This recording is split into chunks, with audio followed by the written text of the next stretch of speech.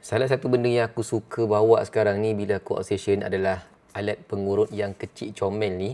Yang ni korang boleh bawa ke mana-mana sebab saiz dia kecil dia, dan kalau korang nak gunakan korang boleh buka macam ni. Ini adalah penutup dia dan ini adalah alat pengurut dia. So korang tekan je button on dekat sini dan alat pengurut ni boleh terus berfungsi macam ni. Bila korang letakkan dekat korang punya badan yang sakit, contoh kat bahu ke, memang sangat sedap tau. Dia akan gegar-gegar tu, dia akan tumbuk-tumbuk kita punya bahagian-bahagian badan yang sakit. Korang juga boleh pilih dia punya speed daripada 1 sampailah 10.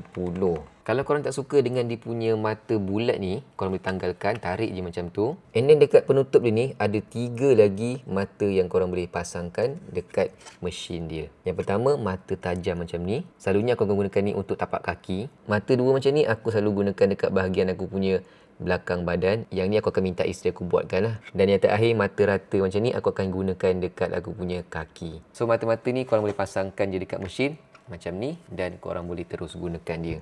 Nampak tak?